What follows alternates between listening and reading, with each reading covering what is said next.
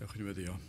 Diolch yn y unwaith eto Dduw am gyfle arall i ddod ynghyd ac i geisio dy wyneb i ddyrchafu dy enw ac ni'n gofyn am help a nerth o ddifri i dyfoliannu di ac i dyddoli mewn ysbryd a gwirionedd. Tyr di'n plith i ni'n gofyn hyn ôl trwy enw ac heiddiant ein harglwydd Iesu Grist. Amen. Dewch ni ddechrau trwy ganu emyn rhif 624 624 dal fi'n agos at yr Iesu i hyn fod dan y groes tra fwy'n byw y myd y pechu canlyn dan i bira foes. 624 gewn ni sefyll i'w chanu.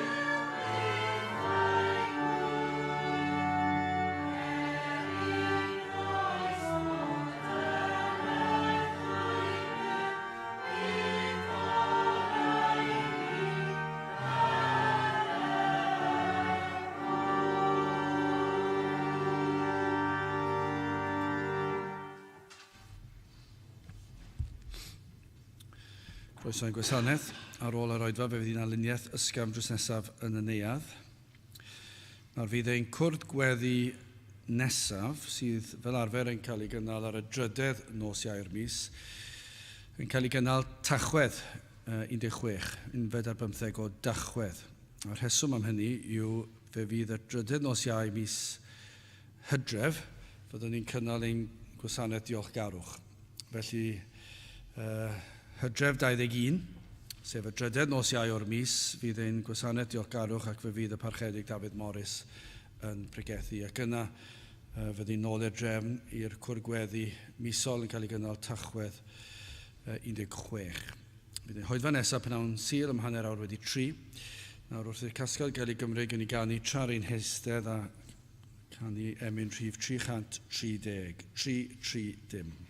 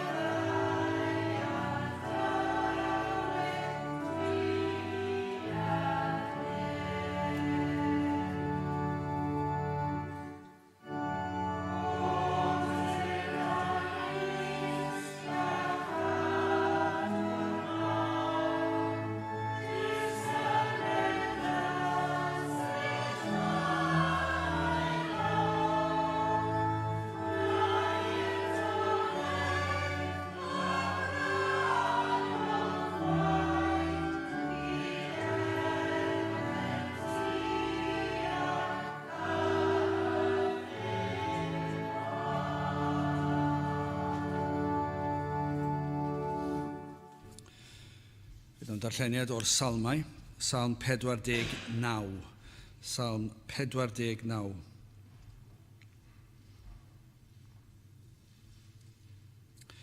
Clywch hyn yr holl bobloedd, gwrandewch hyn holl drigolion y byd, yn gystal gwreng a bonheddig, cyfoethog a thlawd ynghyd, fy ngenau a dreitha ddoethineb am myfyrdod fy nghalon fydd am ddeall, dostynga fy nghlist at ddihareb fy nameg a ddatguddiaf gyda'r delyn, paham yr ofna fy'n amser adfyd, pan hamgylchyno yn wiredd fel sodlau, rhai ymddiriedant yn ei golyd ac ymffrostiant yn lluosogrwydd ei cyfoeth.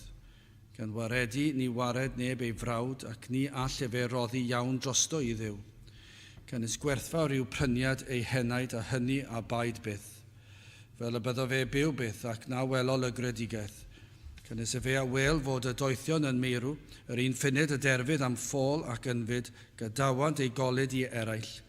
Ei meddwl yw, y peri ei tai yn dragowydd, a'i trigfeidd hyd genhedlaeth a chenhedlaeth, enwaint ei tiroedd ar ei henwau ei hunan.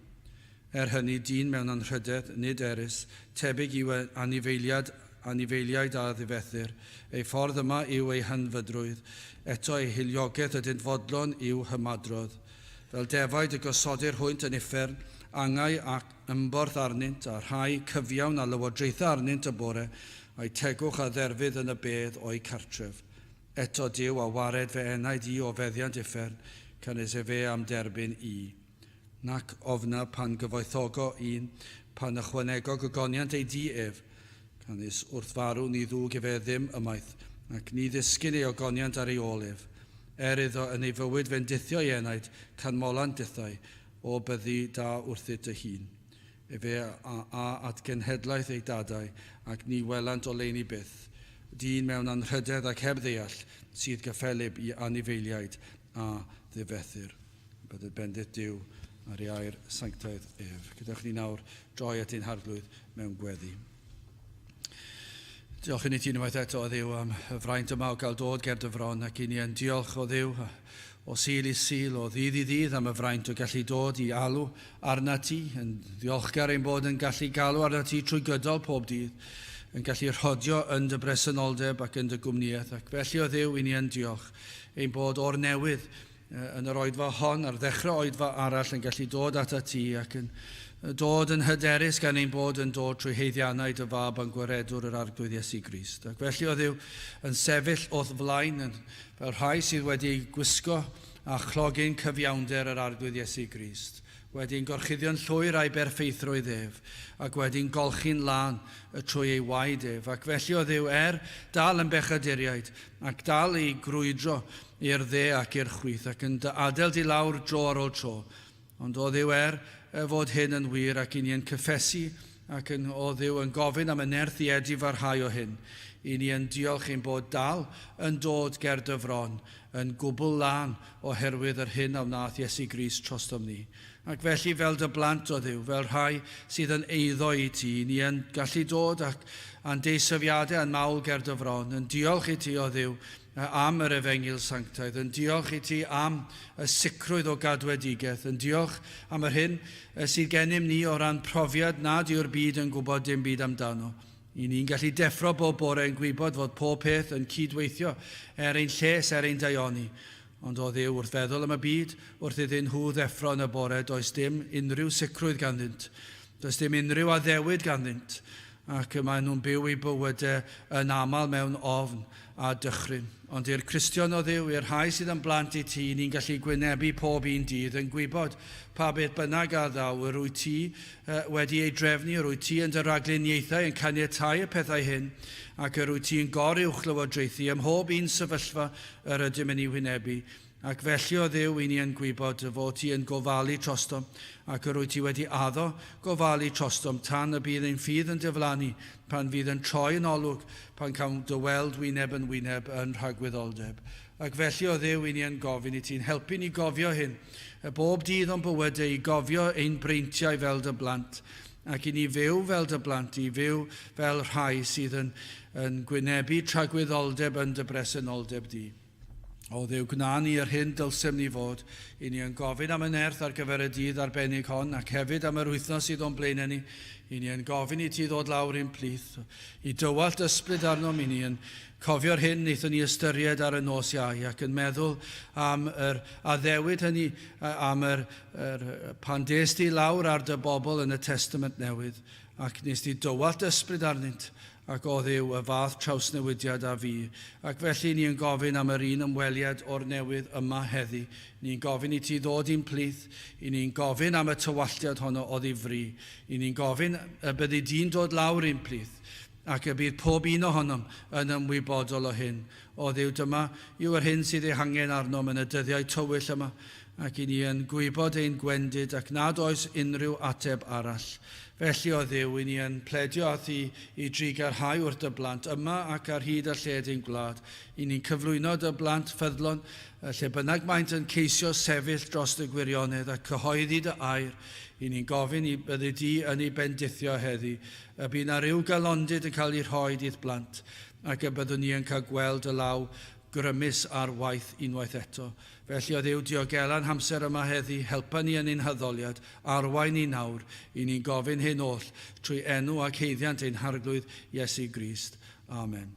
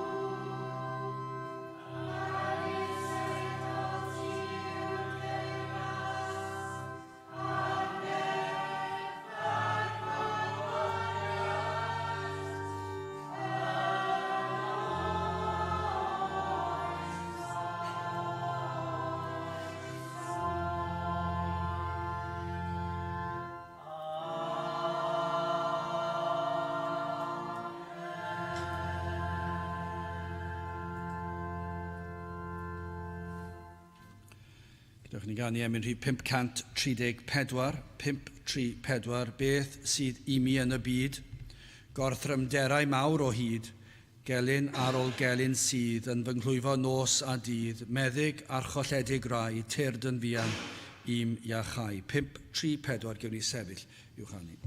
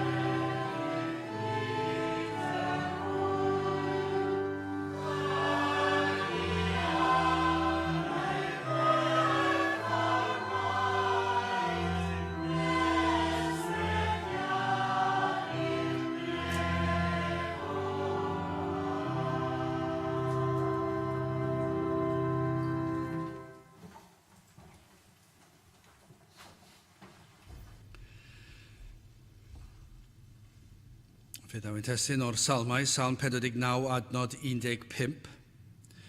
Eto Dyw a wared fy enaid I o feddiant uffern, cynnes e fe am derbyn I. Nawr yn ein cwrdd gweddi nos Iau ddiwetha. Fe wnaethon ni edrych ar hanes y cyfarfod rhyfeddol honno a gafodd I chynnal yn Hi Cornelius sy'n cael ei hadrodd yn actau y 10 bennod ac yn ni'n edrych yn arbennig ar adnod 44. A Ffedr eto yn llefaru'r geiriau hyn, syrthiodd yr ysbryd glân ar bawb a oedd yn clywed y gair. Ac dyna, dwedon ni nos Iau, ein hangen mor anferthol. Ac o'n i'n meddwl ar ddechrau'r oedfa hon I hatgoffa ni o'r adnod honno. A'n dymuniad ni, dyna oedd ein dymuniad ni nos Iau wrth weddio, ac ein dymuniad ni ar ddechrau oedfa arall. Y byddai'r ysbryd glân yn dod I lawr fel ag y gwnaeth y pryd honno. Mewn ffordd arbennig, I ni yn ddiolchgar am ymweliadau sydd wedi bod, mae'n anodd I ddisgrifio fe fel ymweliadau bach, allech chi ddweud, mewn oedfa'n pan yn teimlo presenoldeb yr arglwydd, dyw e ddim yn iawn I ddweud mai bach yw hynny. Ond o ran yr ystyr yma, ryw ymweliad arbennig. Ac mae dyna yw yr unig ateb erbyn hyn ac erioed. Dyna sydd erioed wedi bod yn wir, mae dyma yw yr unig ateb i'r ysbryd glân ddod I lawr un plith mewn ffordd arbennig. Ond os fuodd na gyfnod yn hanes ein gwlad ni sydd yn cyfiawnhau yr angen yma, I ni wedi bod yn dod fe trwy gyfnodau sawl degawd bellach lle mae'r eglwys wedi troi cefn yn llwyr ar waith yr ysbryd glân ac wedi gwadu gwaith yr ysbryd glân ac yn ceisio dyfeisio ffyrdd arbennig o ddenu pobl mewn i'r capel a moderneiddio ac yn y blaen ac yn troi cefn ar yr rheini sydd yn credu yn y tywalliad mawr honno o ddifri. Wel, dwi'n credu bod nhw wedi profi pwynt. Mae dwlu llwyr yr oeddent wedi pregethu ac mae dadl gwbl anysgrythurol oedd ganddynt. Maen nhw wedi dwyn y ffrwyth bellach. I ni wedi fel gwlad gweld ffrwyth y fath lafur. Y troi cefn ar yr ysgrythur, troi cefn ar waith yr ysbryd glân a throi cefn ar gwir addoliad. Ac erbyn hyn dyma beth I ni'n ei weld. Ac mae'r angen nawr yn galw allan y bydd yr ysbryd glân yn dod I lawr un plith. Dyma byddai'r salmydd yn ei ddymuno. Dyna be fyddai'r apostolion, y proffwydi yn ei ddymuno. Ac yn gweld dyma beth sydd yn angen rheidio. Ac felly o'n cwrdd gweddi nos Iau yn gweddio'm hyn ac dwi ddim yn gwybod os dwi'n siarad allan o'i le, ond yn sicr yr oedd yn un teimlo, bach o ran nifer yno, yn teimlo mai bod presenoldeb yr arglwydd yno, ac efallai yn rhoi rhyw arwydd I ni trwy weddiau ei bobl ei fod yn mynd I ateb. Dyna yw ein dymuniad ni, dyna yw ein gweddi ni nos Iau, a dyna beth I ni'n gobeithio amdano heddi, ac I ni'n gweddio'm hyn I bob oedfa. Y bydd na ymweliad mawr rhyw ddydd, ac y rhyw ddydd I ni'n dymuno yn fuan hefyd. Yr oedd y salmydd trwy gydol y salmau yn mynd ati glodfori ei ddiw ac yna redeg eraill yn gweddio ar ei ddiw. Ond yma yn y salm yma mae e'n pregethu ac mae'n gweld y dasg sydd o'i flaen e. Mae'n gweld yr hyn oedd yn ei wynebu fe. Yr oedd yn dasg anferthol a'r broblem yn un anferth I ddyn ei hun. Ac fe edrychwn I hynny maes o law. Ond yn sicr i'r pregethwr, yr oedd y pregethwr yn edrych ar y dasg yn un anferth wrth weld yr anghrediniaeth oedd o'i flaen a'r bydolrwydd. Ac yr oedd yn gweld mae amhosib yw os nad yw Dyw ar waith, os nad yw'r ysbryd glân ar waith. Ac felly hefyd nawr mae angen ymweliad arnom ni, ymweliad o ddifri, i'r ysbryd glân ddod I lawr arnom. Pwy a wyr, efallai mai heddi y bydd y dydd hwnnw pan y dawe lawr un plith. Dydyn ni ddim yn gwybod nagyn. Ond Os ydyn ni'n gallu dweud ein bod ni'n tystio i agosatrwydd yr arglwydd wrth i ni ystyried y pethau hyn ac yn ein cyfarfodydd pan ni'n pledio ei fod yn rhoi rhyw arwydd i ni, ei fod yn gwrando ac ei fod yn mynd i ateb pwy a wyr. Efallai mae nawr, neu y sil nesaf, neu heno yma, efallai y bydd ef yn ymweld â ni, y bydd yn tywallt ei ysbryd arno ni.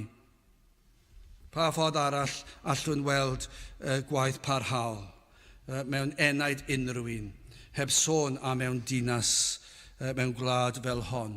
Pan ni'n edrych ar y dasg sydd o'n blaen ni, pan ni'n meddwl am yr hyn oedd yn wir am Gymru, a'r holl fendithion sydd wedi bod, ac felly yr fath bechod wrth droi cefn, yr fath anghrediniaeth sydd yn ein gwlad ni bellach, ac o feddwl o ble roedden ni.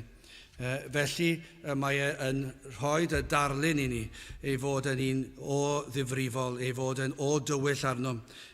A yw Duw yn barnu ein gwlad ni? Wel, yn sicr mae'n ymddangos felly. A oes na gobaith? Rhaid i ni gredu bod na obaith.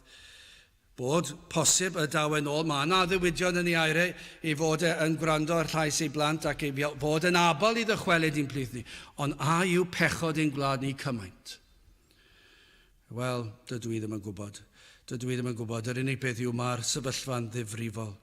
Mae yna ddiwydion yn ei airau, ac y mae gennym le i alw, ac y mae e'n dad drigarog. Ac pa mae e'n agosau ato ni, yna mae lle gyda ni i obeithio y dawe lawr i'n plith ni. Wel, mae yna her yma i chi wrando. Chi'n bod hwnna yw'r broblem. Fe'n edrychwn ni'n am yn eiliad, ond mae yna her yma i wrando. Fi'n credu wythnos diwetha oedd o'n i'n cyffwr ar y ffaith ei fod yn her i chi wrando, ac mae e'n dasg anodd cael chi i wrando. Dwi'n ddim byd personol i chi, unrhyw gynulleidfa. A pa mae'r cynulleidfa mae yna rhai heb gredu, mae e'n dasg anferth. Yna dwi eisiau edrych ar ffolineb yr anghredadyn ac yna'n olaf gwaredigeth yr enaid. Wel, yr her i wrando yn ôl y salmydd. Mae'r salmydd yn galw ar y bobl i wrando, ar yr hyn sydd ganddo fe ddweud. Yma ni'n gweld y salmydd y pregethwr yn galw ar holl ddynoliaeth i wrando. Os nad yw rhywun â diddordeb mewn pwnc, yna anodd i ddal sylw yr rhai hynny, ond ydy hwnna'n wir. Unrhyw un sydd wedi gweithio mewn ysgol neu mewn coleg neu beth bynnag, mi fydden nhw'n gallu tystio i hyn. Mae mor anodd i gael pobl i wrando.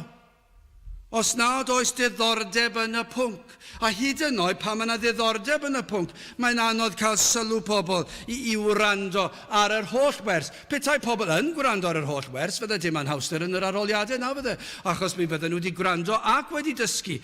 Ond tasg yr athro yw cael pobl i wrando pan nad oes diddordeb ganddyn nhw. Ond dychmygwch be mae fel i'r pregethwr. Dychmygwch be mae fel bob dydd Sul. Mae'n ddigon anodd cael dosbarth o blant i wrando arno chi. Ond o leia mewn dosbarth o blant, fel dweud wythnos diwetha, allan ni fod yn clicio neu'r wythnos cyn, allan ni fod yn clicio yn bysyddi, a bangio ar y ffordd, neu agor y drws, neu beth bynnag, neu mynd lan at nhw, a mynd reit at eu gwynebau nhw, a dweud, neu di wrando os gweled i'n dda. Ond y pulpit, mae'n anodd wneud hynny. Ac mae'r diddordeb hyd yn oed yn llai yn y capel. Y pobl yn ddigon parod i fod yn grefyddol, ond ac yn sicr ar brynhawn dydd Sul. Beth yw'r tuedd ar brynhawn dydd Sul? Setlo lawr a cael ymlacio tipyn bach. 2 oedfa ar y Sul. Mae hwnna'n lot i ddysgol unrhyw un. Wel, dwi ddim yn credu hynny. Ond dyna be mae pobl yn yr oes yma'n dweud. 2 oedfa. 2 oedfa. Beth i'n eisiau wneud, dwi'n mynd nôl i cael rhywbeth, cael prynhawn bant, a cael gorffwys, a trad i fyny. 2 oedfa, gwrando ar y 3ydd oedfa. Os dod yn y prynhawn, beth am setlo lawr? Cael cuno mawr, a credwch i fi, dwi'n cael cuno mawr bob prynhawn dydd Sul. Ac o leia, mae'n haws i fi yn pregethu, achos dwi ddim yn cael y temtasiwn i eistedd lawr a cael llyged. Ond mae'n anodd cadw'n effron diwe. Mae'n anodd. Ond pan mae'r pwnc yma, mae'n anoddach fyth, achos does dim diddordeb gan bobl. Hyd yn oed y crefyddol, pan ni'n dod mewn i'r ysbrydol, does dim diddordeb. Hyd yn oed gan pobl sy'n galw un yn efengylaeth. Os yw'r pwnc yn ysbrydol, does dim diddordeb. Ac anodd yw i ddal sylw'r heini. Ac felly, yn fwy na hynny, pan nad oes diddordeb, i ni nawr yn mynd i'r maes, y mae'r pwnc yn wrthyn i chi. Dydych chi ddim yn hoffi'r pwnc. Ac felly, os ych chi ddim yn hoffi'r pwnc, doeddwn ni ddim yn hoffi mathemateg. A chi'n gwybod beth? Doeddwn ni ddim yn gwrando yn y gwersi mathemateg, achos o'n i ddim yn hoffi fe. O'n i'n edrych mas o'r ffenest. O lot o pynciau dweud gwir o'n i'n hoffi, ac o'n i'n edrych mas o'r ffenest. Ac felly yr athro neu'r athrawes i gael fy sylw i, roedd yn anodd. Roedd yn anodd. Ambell i waith roedden nhw'n cael fy sylw i. Roedd na sawl pwnc. Ond chi'n gwybod beth? Mae'n fater arall pan ych chi'n mynd i cysau'r pwnc. I chi fel beth chi'n troi'r peiriant bant, dydw i ddim yn mynd i wrando. Sawl un ohonoch chi sydd ddim yn gwrando ar prynawn Sul, neu bore Sul, neu nos Sul. Sawl un sy'n penderfynu, cyn dechrau'r oedfa, cyn dod i'r oedfa, fydda i ddim yn gwrando. Wel, fe ddaw dydd pan fydd y pethau hyn yn cael ei datguddio. Fe ddaw dydd pan y byddwch yn atebol ger bron gorseddfaint y barnwr mawr. Ac fe fyddwch chi'n atebol am benderfynu peidio gwrando. Felly mae'r tasg y pregethwr yn anoddach na tasg unrhyw un ddweda i. Unrhyw wleidydd, unrhyw ddarlithydd, unrhyw athro, pa bynnag mor anodd yw swydd yr athro neu gwleidyddion neu darlithwyr, beth bynnag yw anhawsterau hynny, a mae'r hynna'n ddigon mawr, ond y tasg y pregethwr i bregethu i'r rhai sy'n llawn rhagfarn hefyd, ddim yn hoffi y pregethwr, ddim yn hoffi llais y pregethwr, ddim yn hoffi hyd y bregeth, ddim yn hoffi natur y bregeth, ddim yn hoffi y ffordd maen nhw'n trosglwyddo'r bregeth, ac mae'r rhagfarn yn anferthol. Mae'n anhygoel faint o ragfarn sy'n tuag at pregethwyr. Ac felly mae'r tasg yn anferthol. Mae fel mynydd mawr o'n blaenau ni i pregethwr i ddod i'r pwlpit ac meddwl am y tasg, mae'r byd i gyd wedi troi cefn. Mae Cymru wedi troi cefn ar yr ysgrythyr. Mae hyd yn oed y pobl Efengylen wedi troi cefn ar yr ysgrythyr. A mae'r ychydig sydd yn dod i'r oedfa, faint o'r rheini sydd am wrando. Mae'r dasg yn fawr. Felly dyma be mae Salmod yn dweud i ddechrau. Clywch hyn. Clywch hyn. Yr holl bobloedd, gwrandewch hyn, holl drigolion y byd. Mae'r Salmod yn dechrau reit ar y dechrau. Mae'n gwybod pa mor anodd yw e. Mae'n gwybod beth yw cyflwr y byd. Mae'n gwybod pa mor bechadurus yw'r byd. Ac mae'n gwybod nid yw'r byd am wrando. Ac felly mae'n galw arnynt i glywed yn gyntaf. Mae hwnna'n broblem yn diwe. Mewn byd sydd yn llawn sŵn, a anodd clywed hyd yn oed yr ysgrythyr a'r Efengyl, ond yng nghanol prysurdeb a miri'r byd, nid yw y byd yn clywed yr hyn dylsyn ei glywed, a'r hyn yr ydym ni'n gallu tystio yw bod yna rai o'n plith, efallai sydd wedi cael ei magu ac wedi clywed yr Efengyl, ond dyma beth sydd wedi digwydd. Mae'r pwnc mor ddiflas iddyn nhw. Ac ei fod yn mynd o fod yn ddiflas i fod yn atgasedd. Nid yw pobl yn tystio i hynny, ei fod yn mynd o dan eu croen nhw. Bod y frwydr ysbrydol yma, ac dydyn nhw ddim yn hoffi gwrando ar yr Efengyl. Ac mae yna bethau, y ffordd mae'n cael ei bregethu, a beth sy'n cael ei bregethu, ac mae'n ei gwylltio nhw, ac maen nhw'n ei cysau. Ac mae'n peri gymaint o atgasedd, mae'n am ffoi ohono, mynd mor bell o gliw yr Efengyl ac sydd ffosib, a phan ceir eiliad o dywelwch, sydd yn peri'r cof i gofio a chlywed at seiniau'r Efengyl yn ei cof. Beth sydd yn digwydd? Beth sy'n digwydd i'r rheini oedd yn arfer dod i wrando ar yr Efengyl, ac yna mae yna eiliad o dywelwch yn dod ar eu traws nhw. A peth naturiol sydd yn digwydd yw hyn, maen nhw'n cofio. Maen nhw'n cofio rhyw adnod, maen nhw'n cofio rhyw bregeth, maen nhw'n cofio rhyw oedfa, ac mae'n ei dychryn nhw, ac maen nhw'n cysau'r teimlad, achos maen nhw'n gwybod mae hwn yn mynd i fy rhwystro i, rhag cael rheoli fy mywyd fy hunan, ac felly be maen nhw'n neud? Maen nhw'n codi, ac maen nhw'n rhedeg i ffwrdd. Sut maen nhw'n neud hynny? Maen nhw'n llenwi bywydau a phethau sydd yn boddi allan y sŵn yr Efengyl, maen nhw'n rhedeg i ffwrdd ohono, ac mae pregethwyr felly angen bloeddio allan. Clywch! Peidiwch a gorchuddio'ch clistiau fel na fyddwch chi'n gallu clywed. Achos dyna beth sy'n digwydd. Y peth yw, cyn i nhw fynd fe welon ni'r peth yn digwydd. O fan hyn, ac yn treulio amser gyda pobl, cyn iddynt fynd yn gorfforol ymhell o sain yr efengil, i chi'n gweld y drysau'n cae.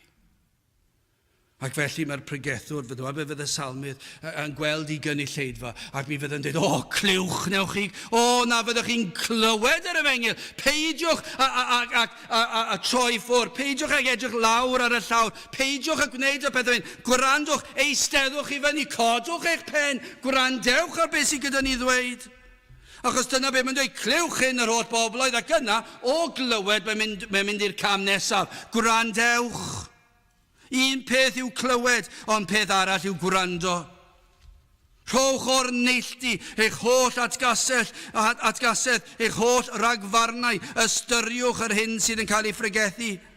Mae'r neges mor bwysig, mae e mor berthnasol. Fe eilw'r pregethwr yn y salm yma ar yr holl drigolion y ddeiar, ar yr holl fyd. Dyma difrifoldeb y pwnc yma. Dydyn ni ddim yn honni ein bod ni yn fwy nag ydym ni pan ni'n dod i'r pwlpid yma. Ond beth ni'n dweud yw, mae'r neges sydd gyda ni yn neges i'r holl fyd. Piti mawr yw bod chi'n troi eich teledu neu'r radio ymlaen neu'r wefa ymlaen a chi'n gweld yr prif erthygl yw rhyw arlywydd ac rhyw arlywydd arall neu rhyw frenin neu rhyw dywysog neu rhyw un sydd yn arwen rhyw wlad neu beth bynnag ac maen nhw'n dweud pethau cas am ei gilydd a'r negesau yn hynny ac mor bwysig yw'r hynny beth sydd fwy pwysig yw neges yr efengil na fydda fe'n penawdau ar wefannau newyddion y byd neges yr efengil. Dyna beth sydd angen, dyna pa mor bwysig yw dyna beth ddyle cael ei hysbysebu pryd mae'r oedfa nesaf. Beth I ni'n clywed? Dwi'n gwybod pryd mae Cymru chwarae gêm nesaf ac I ni roi yn y dyddiadur. Beth sy'n bwysicach na hynny? Oedfa bregethu, bore pnawn nos Sul. Beth sy'n bwysicach na hynny? Cwrdd gweddi nos Iau diwetha. Mae hwnna'n bwysicach nag unrhyw beth arall yn yr holl fyd. Unrhyw beth arall sydd gyda ni. Cwrdd gweddi nos Fercher yma sy'n dod. Mae hwnna'n bwysicach nag unrhyw beth arall. Pam? Mae yn ymwneud â materion yr enaid. Beth sy'n digwydd I Sadwrn? Oedfa bregethu. I ni'n mynd I ffwrdd ar ddi Sadwrn I oedfa bregethu. Mae hwnna'n bwysicach nag unrhyw beth arall yn yr holl fyd. Ac eto I gyd, beth sy'n bwysicach I chi? Pwy sy'n chwarae pwy? Pryd maen nhw'n chwarae? Be gewn ni wneud trip am brynhawn a cael paned bach efallai, mynd am bicnic. Dyna'r pethau sy'n bwysicach i'r byd. Ond y pethau yma, clywch, gwrandewch, deffrwch. Mae hwn yn fwy pwysig. Beth sy'n bwysicach i'n plant ni? Dyma'r pethau sy'n bwysicach. I fe pa goleg gewn nhw, pa swyddi gewn nhw. Dyw'r rheini ddim yn bwysig. Dyma'r beth sy'n bwysig. Pa le fyddan nhw'n treulio tragwyddoldeb. Dim syndod bod y salmydd yn dechrau. Clywch ac yna'n symud ymlaen. Gwrandewch. Mae'r neges yma mor bwysig. Mae'n holl bwysig. Mae'n galw ar yr holl fyd. Yr hyn I ni'n ei bregethu yw'r peth pwysica. Y neges I bawb, I bob un a aned, gan y bydd pob un a aned rhyw ddydd ddod wyneb yn wyneb a'i greawdwr. Dyna pam mae mor bwysig. Mae yna ddiwrnod yn dod pan fyddwch chi yn sefyll ger bron y tad a'r mab. Fe fyddwch chi o flaen y barnwr. Fe fydd dydd yn dod. Mae e'n mynd I ddod. Ac I ni'n gwybod bod hwnna'n mynd I ddod yn agos iawn, yn gyflym iawn. Wrth edrych nôl ar ein bywydau, ni wastad yn dweud, ple aeth y blynyddoedd. Ac felly os y blynyddoedd yma sydd wedi mynd mor gloi, beth mae'r rhaid nesaf mynd I fod fel? Felly, os fydda I fyw tan fy mod I dros gant, fydd e ddim yn hir. Fydd e fel eiliad, fydd yn hedfan. Ac yna fydda I sefyll ger bron y barnwr. Mater bach yw amser, ac fe fydd pob un ohonom ni yn sefyll ger bron y barnwr mawr. Dyna be mae'r ysgrythyr I ni ddweud, dyna be mae'r byd yn profi trwy'r amser, bod na atebolrwydd. A dyna pam mae'r hyn I ni'n ddweud mor bwysig. Fe fydd pob un ohonom ni'n atebol am ein gweithredoedd ni. Ac felly mae'n bwysig eich bod chi'n gwrando. Pam yn y byd fydden ni'n dod I bregethu bob dydd Sul ond I bai am hynny? Pan ych chi siarad ar byd a pan maen nhw'n gofyn beth ych chi'n neud, dyn nhw ddim yn gallu deall beth yw'r ffys am baratoi pregeth i'r Sul. Dyn nhw'n golygu fe'n amharchus a dwi'n gwybod ydyn nhw ddim yn amharchus. Ond does neb yn deall pam fy mod i'n treulio di llun a di Gwener yn paratoi pregeth. Dyn nhw ddim yn ei ddeall e.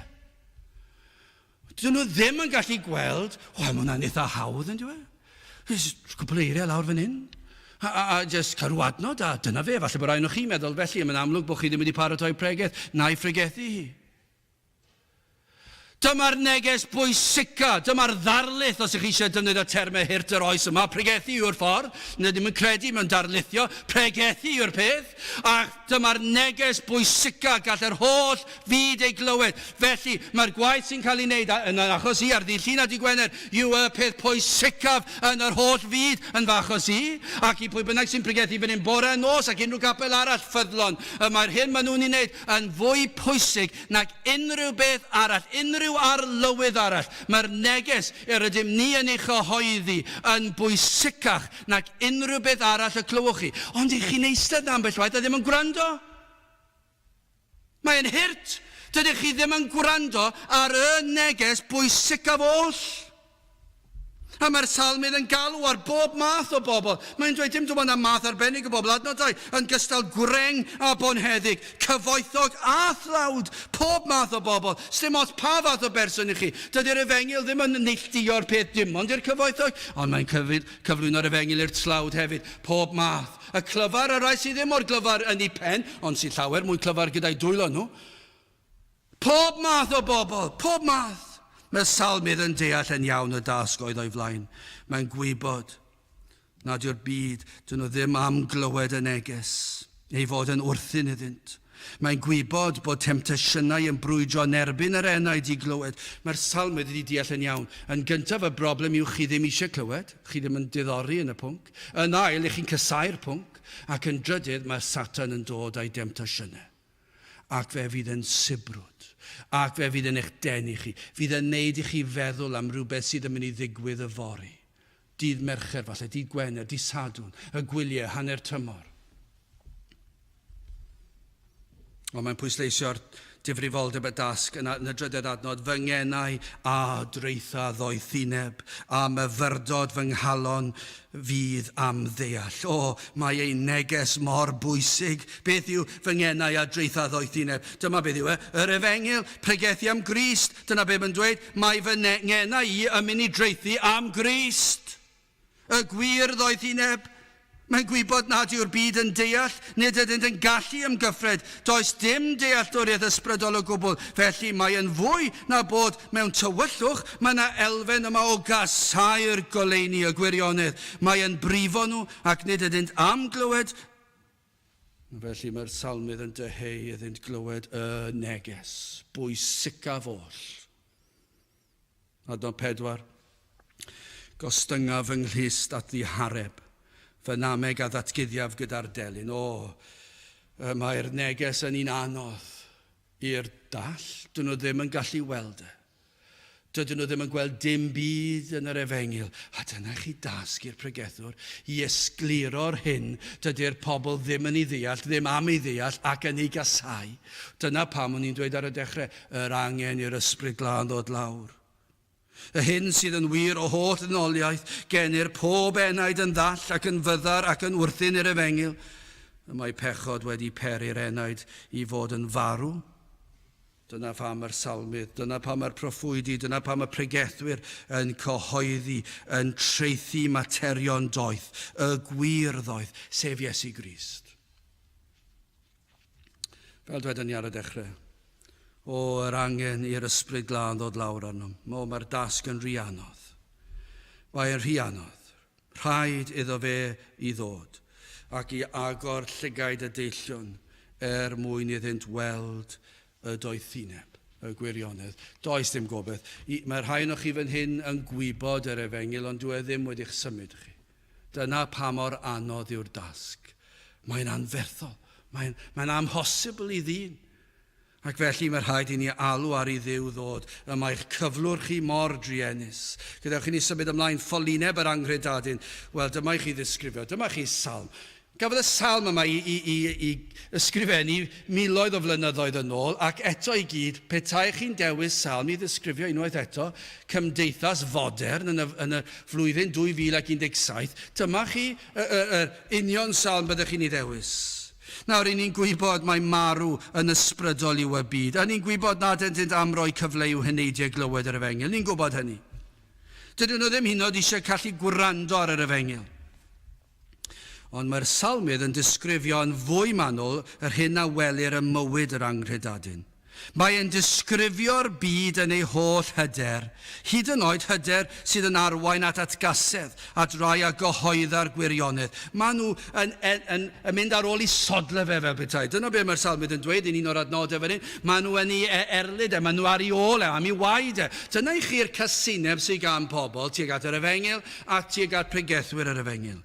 Ond mae'n mynd ymlaen i ddisgrifio ffolineb y pobl yma, adnod 6, yr rhai a ymddiriedant yn ei golyd ac a ymffrostiant yn lluosowgrwydd ei cyfoeth. Ond nid yw'n wir? Hyn yn wir o bob un, y cyfoethog neu'r tlawd. O ran y tlawd, ei cred, y gall cyfoeth, materol, y byd, ateb pob anhawster. Dyna be mae'r tlawd yn ei feddwl, dyna be mae'r cyfoethog yn ei feddwl. Mae'r cyfoethog wedi cael ei cyfoeth, ac maen nhw'n meddwl y bydd yn ateb pob problem. A pan nad yw maen nhw'n dymuno am fwy o gyfoeth a golyd y byd. Ond mae'r tlawd hefyd yn yr union yr un cwch, maen nhw'n dyheu am yr fath gyfoeth, ac maen nhw'n byw eu bywydau yn y gobaith y bydden nhw'n dod o hyd i'r gyfoeth ariannol fydd yn datrys eu problemau materol nhw. Dyna yw eu breuddwyd nhw. Bob dydd yn breuddwydio am y pethau hyn, am cael fwy o bethau materol y byd. Digon o bethau tymhorol, pethau nad ydynt yn parhau. Dyna sydd wrth raidd calon pob dyn. Dyna gliwn yn gyson yn ddyddiol o bob cyfeiriad. Dyna welodd y salmydd yn ei ddidde, a dyna ni'n ei glywed heddi. I ni yn ei glywed fwy nag oedd y salmydd yn ei glywed oherwydd i ni'n cael teledu a radio a papurau newydd a'r we, ac o bob cyfeiriad, ych chi'n mynd i'r dre a chi'n gweld yr holl luniau yma yn hysbysebu nwyddau, ac i ni'n cael o bob cyfeiriad bod pethau materol y byd yma yn mynd i fodloni anghenion bywyd.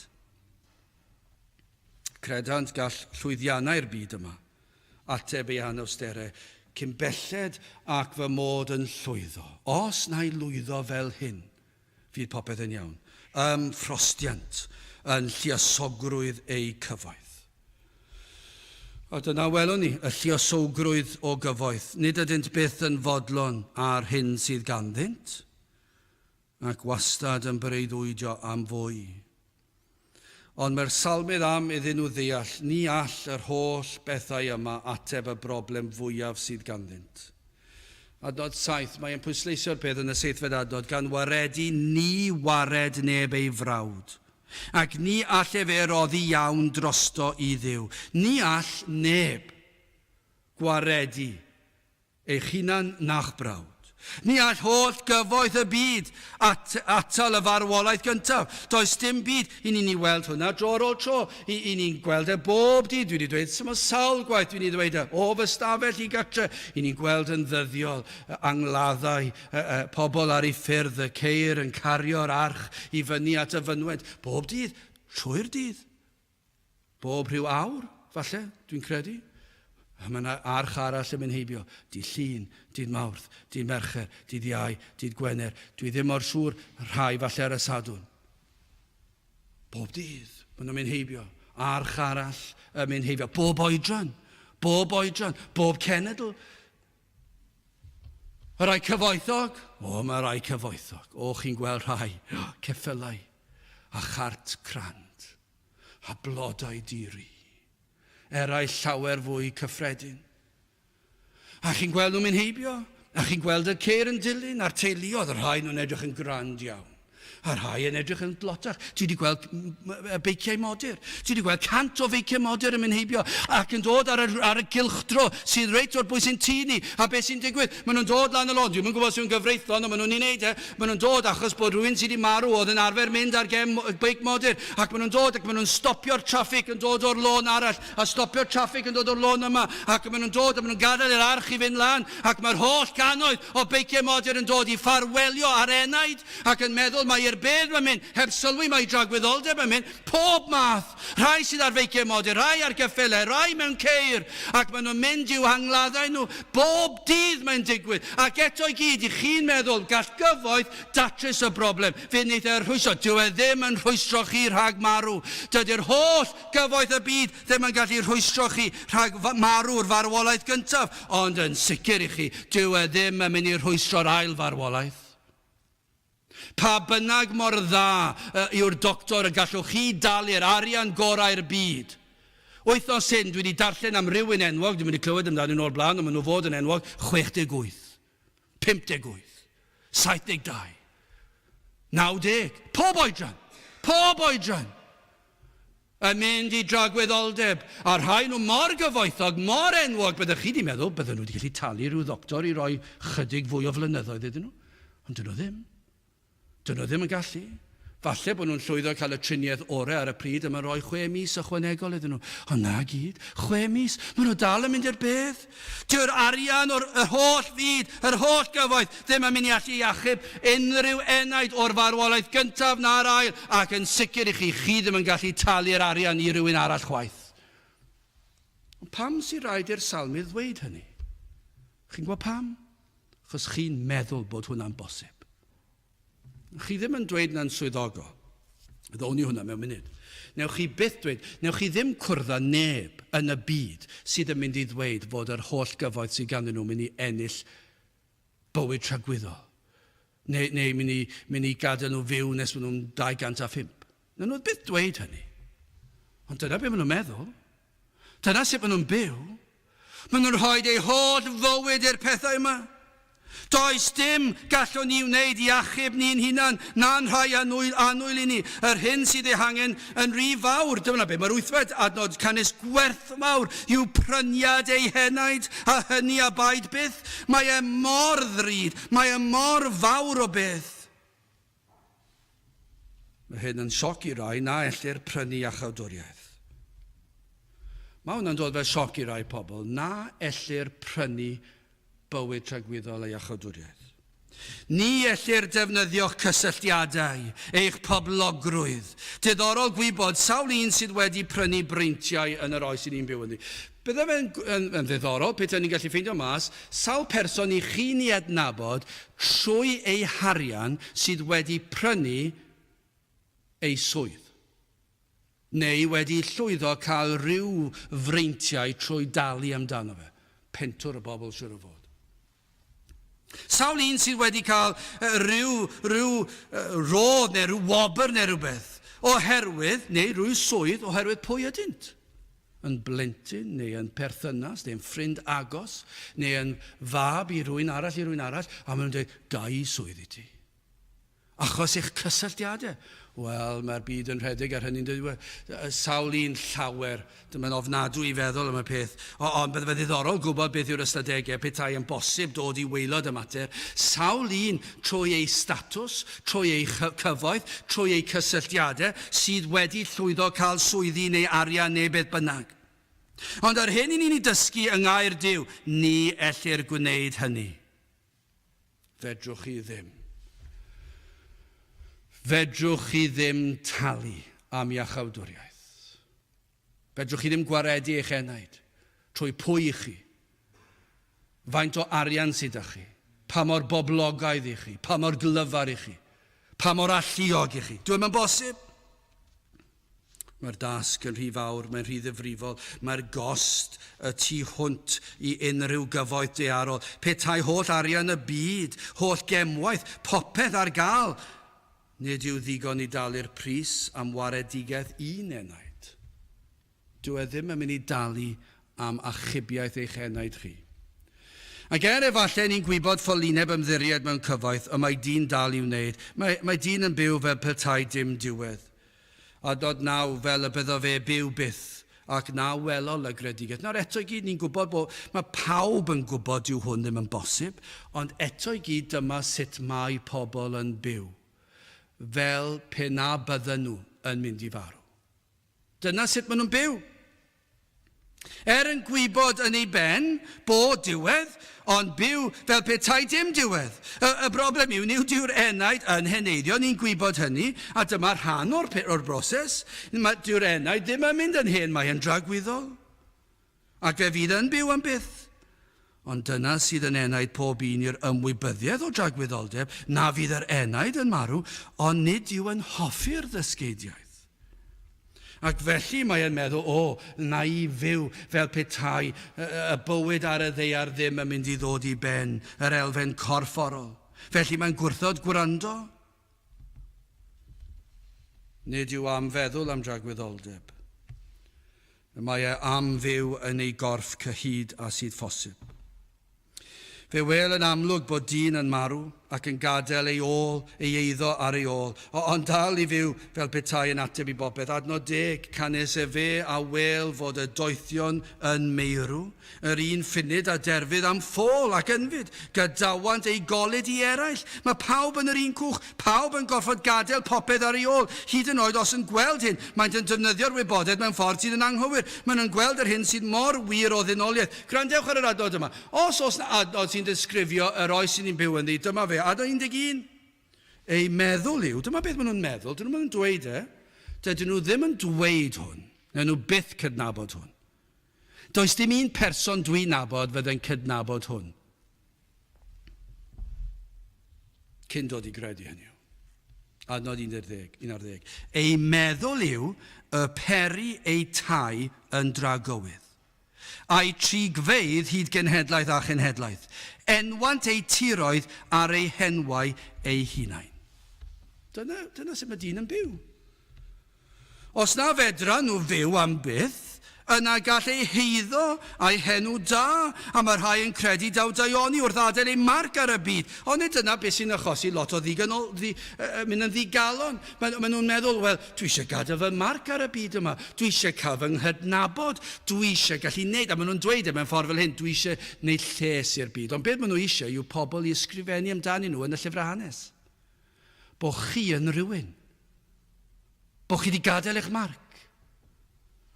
Ac bod chi wedi dod yn enwog oherwydd hynny. A falle bod chi'n meddwl wneud rwy'n a galw rhyw dir ar fy ôl, neu rhyw adeilad ar fy ôl, cof amdana fi. Ond nid yw hyn yn wir o ddynoliaeth. Gweld llawer o bobl yn meddwl fel hyn. A dydw i wedi gadael fy marc ar y byd. Dwi am fod yn rhywun, am i bobl gofio amdanau. Mae'r adnod yma'n datgan yr hyn sydd yn ei meddyliau yn gyfrinachol. Meddyliau nad ydyn am gydnabod i neb, ond dyma fel maen nhw'n meddwl, dwi'n mynd i fyw, a dwi am fyw am byth, ac felly na i roi o'r neilltu meddyliau na fyddai. Ac yna os yn gorfod mynd lawr y trywydd yna, fe fydd fy adeiladau, fe fydd yn hiroedd, fe fydd fy ardal, fe fydd stryd yn cael ei enwi ar fo, neu beth bynnag, dwi eisiau gadael fy marc. Maen nhw'n dyheu am ryw lwyddiant materol. Os na fedrwn ni fyw am byth i'w fwynhau, yna o leiaf y byd na rhyw atgof. Dyn nhw ddim wedi sylwi mai diwerth yw hyn. Dwi ddim yn mynd i fod o unrhyw les i'r enaid. Pwy bynnag i chi. Petai chi un o'r pobl gorau yn eich maes, dwi ddim yn mynd i wneud dim gwahaniaeth o gwbl. Na fyddech yn gweld nad yw'r pethau daearol yma yn mynd i helpu'r enaid. Eich enaid chi, nac enaid rai yn wylid i chi, eich cyfeillion. Nid yw'r pethau yma'n gallu gwneud dim, nid ydyn yn bodloni. Gwacter sydd yn eich enaid, nid ydyn yn ddigon i dalu'r pris am eich gwaredigaeth chi. Ond dyma beth ych chi'n rhoi eich holl nerth i'w gasglu. Wel, yn fer ac i orffen gwaredigaeth yr enaid, y 15fed adnod, eto diw a wared fy enaid i o feddiant uffern. Canes e fe am derbyn i. Dyna chi ddiwedd trienus i'r anghredadyn, i'r sawl nad oedd yn gwrando. Dyma, os nad ydych chi wedi gwrando prynhawn yma, a mae hwnna'n fwy na tebygol i rai, siŵr o fod. Ond os newch chi wrando am eiliad, dyma beth sydd yn wir o'r rhai sydd ddim yn gwrando. Adnod 14, fel defaid y gosodir hwynt yn uffern, angau a ymborth arnynt, a rhai cyfiawn a lywodraethau arnynt y bore a'i tegwch a dderfydd yn y bedd o'i cartref. Dyna i chi ddisgrifio, dyna i chi ddiwedd. Daw diwedd i'w holl llwyddiannau nhw. Ei cyfoeth, ei poblogrwydd, ei cryfder, ei prydferthwch, beth bynnag yw, ni'n gweld, o ran natur dyn ni'n gweld pan ni'n heneiddio. Os oeddech chi yn gryf yn ifanc, wrth i chi fynd yn hyn i chi'n gwanhau. Os oeddech chi'n bert yn ifanc, fyddwch chi ddim mor bert wrth i chi fynd yn hyn. Os oeddech chi'n glyfar yn ifanc, fyddwch chi'n anghofio lot o'r pethau wrth i chi fynd yn hyn. Felly yn naturiol, mae yna rhyw ddirywiad yn ein cyrff ni ac yn ein meddyliau ni. Ond yna pan ddaw y bedd, fe ddaw diwedd iddo fe. Diwedd i'r cyfan, diwedd ddim o unrhyw werth i ni, ac o ran yr ysbrydol, diwedd ddim o unrhyw werth i'r enaid yn dragwyddol.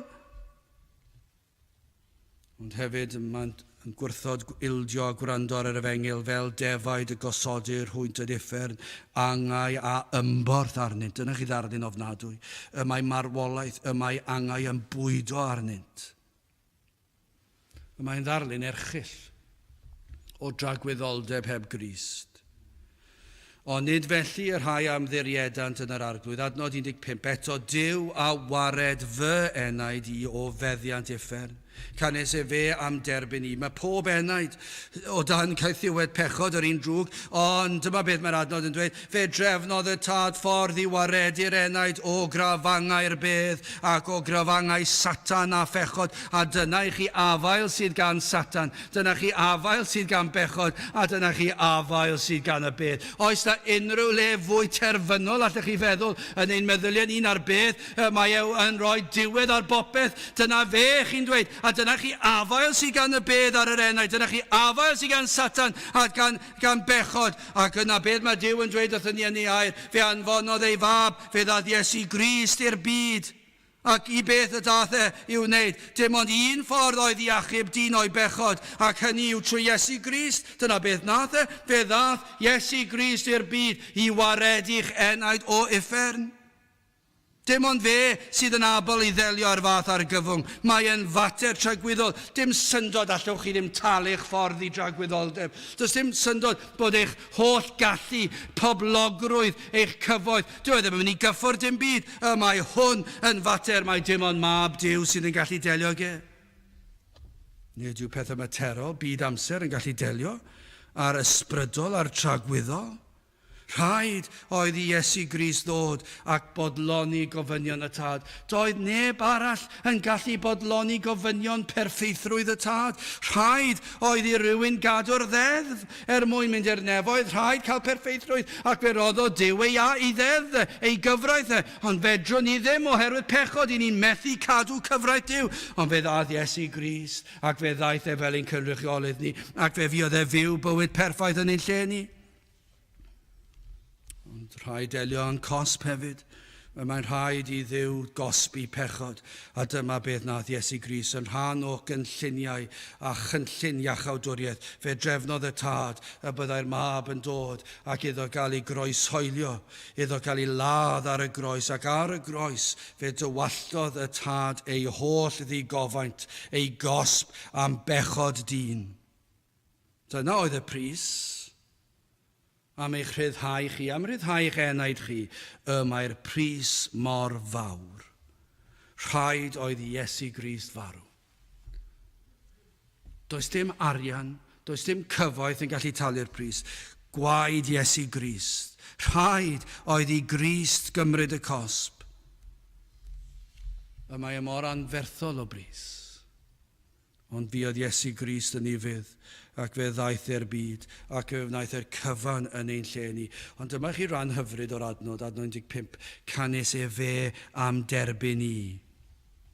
Y mae ef yw'r un sydd yn ein derbyn ni. Gwybod iddo ein dewis ni cyn seiliad y byd, iddo drefnu fforddiau chawdwriaeth, ni'n gwybod hynny, iddo drefnu rhagluniaethau, y byddem yn dod i weld ein pechod, ac i ni edifarhau o'n pechod, ac i ni ddod at y groes fe drefnodd e hynny yn ei rhagluniaethau ni. Byddwn ni'n clywed neges, a byddai'n dwysbigo ni, yn ein deffro ni o'n cwsg ni, ac yna'n bydde fe'n arwain ni at droed y groes. I ni'n gwybod mai fe sy'n gwneud y cyfan, fe drefnodd y byddem yn derbyn yr hodd o ffydd i gredu ynddo. Ef sydd yn derbyn y pechadur blinedig. Fe sydd wedi trefnu'r cyfan. Fe sydd yn ein derbyn ni. Mae'n rhyfedd ond diwe i ni'n byw mewn oes efengylaeth sydd yn rhoi y pwysles ar chi yn derbyn Crist. Ond beth sydd yn rhyfeddol yw hyn, canis e fe am derbyn ni. Os ydw i yn derbyn Crist, yr heswm amdano fe yw mae ef wedi fy nerbyn ni. Mae e'n ymestyn allan ei law. Mae e hyd yn oed yn fwy rhyfeddol pan i ni'n meddwl am rhai sydd wedi gwrando ar yr efengyl ac wedi gwrthod yr efengyl. Syl arall yn dod. Maen nhw'n dod ac yn setlo i beidio gwrando ac yna'n gwrthod yr efengyl. Ac yna'n dod eto syl arall yn eistedd lawr ac yn gwrthod gwrando ac yn gwrthod yr efengyl. A mae mis arall yn mynd heibio, blwyddyn arall yn mynd heibio, degawd yn mynd heibio efallai ac yn gwrthod. Ond beth sy'n rhyfeddol yw fod Iesu Grist dal yn ymestyn allan i fraich, ac fe sydd yn ein derbyn ni nad ydyn ni'n heiddi fe. Efallai bod yna rhywun fan hyn wedi gwrthod a gwrthod a gwrthod, ond fan hyn fe am derbyn ni, mae wedi gwneud y cyfan eich mwyn chi. A mae ei freichau yn llydan agored. Fydd yn eich derbyn i dragwyddoldeb. Wel, dyna i chi ddarlun, mae ef yn ein derbyn ni pan ni'n dod at y groes. Fe sydd wedi'n harwen ni at y groes, dwi'n gwybod hynny, ond hefyd mae'r darlun o Iesu Grist ar y groes, ac yna wrth i chi ddod, mae ef yn eich cofleidio chi. Wrth i chi ddod, i chi'n dod yn llwythog ac yn flinderog ac yn eog ac yn teimlo diffyg heiddiant, ac yn hwnna'n wir, dod chi ddim yn heiddi fe, ac i chi'n dod ddim yn gallu codi'ch pen a chi'n gweiddi allan o bydri garog i'n falle bod chi ddim hyd yn gallu ynganu'r geiriau mor wan i chi'n teimlo. O mae'r enaid yn pledio, o madda i mi, bydri garog i'm, a beth sy'n digwydd?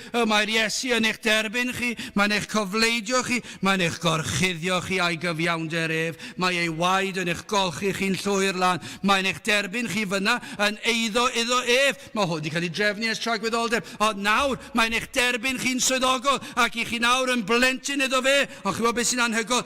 Mae e nawr yn ei freichau ef, yn eich cario ac yn eich arwain trwy taith bywyd. Ac yna, rhyw ddydd, fe fydd yn ein derbyn i dragwyddoldeb. Dyna'r darlun, fe fydd yn derbyn i dragwyddoldeb. Pan fydd yr anadl olaf yn mynd ac i ni wedi anadlu'r un olaf ac yna wrth i ni agor ein llygaid ni, fydd ni'n agor yn y nefoedd ac y byddwn ni'n cael gweld ein gwaredwr yr arglwydd Iesu Grist, canis e fe am derbyn ni. Dyna i chi rhyfeddod, dydyn ni ddim yn ei heiddi fe. Fe ddaw dydd pan y bydd yn ein croesawu adref. Dyna fydd i chafbwynt y derbyn.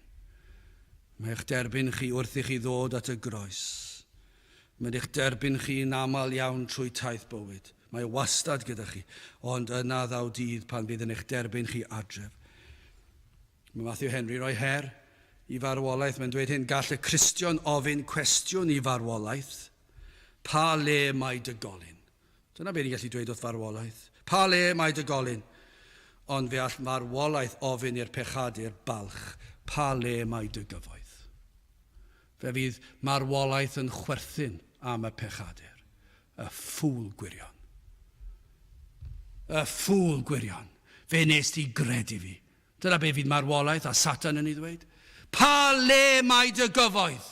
Pa le mae dy brydferthwch? Pa le mae dy gryfder? Pa le mae dy ddoethineb? Pa le mae dy allu academaidd? Pa le mae dy statws o fewn cymdeithas? Mi roedd ti'n frenin, mi roedd ti'n dywysog, mi roedd ti'n arlywydd, mi'n ti oedd chwaraewr pêl-droed, rygbi, criced, gorau'r byd. Pa le mae dy boblogrwydd i nawr, dy enwogrwydd? Dyna be fydd y marwolaeth yn dweud. Pan fydd yr enaid honno mynd i'r bedd ac yn sefyll ger bron y tad, pa le mae dy gyfoeth? Dyw e ddim o ddim werth i ti mwyach. Ond mae'r Cristion yn gallu gofyn cwestiwn i farwolaeth. Pa le mae dy golyn? Dyw e ddim yn brifo? Dyw e ddim yn pigo? Pam? Achos i'r Iesu waredu fy enaid o feddiant uffern. Dyna pham. Dyna chi wahaniaeth rhwng Cristion a'r anghredadyn. Does gan yr anghredadyn ddim sicrwydd. Ond i'r Cristion, mae'n gallu gwynebu bywyd, mae'n gallu gwynebu marwolaeth a chamu I dragwyddoldeb. Pam? Eto Duw a wared fy enaid I o feddiant uffern. Canis fe am derbyn I. Gadewch I ni weddio.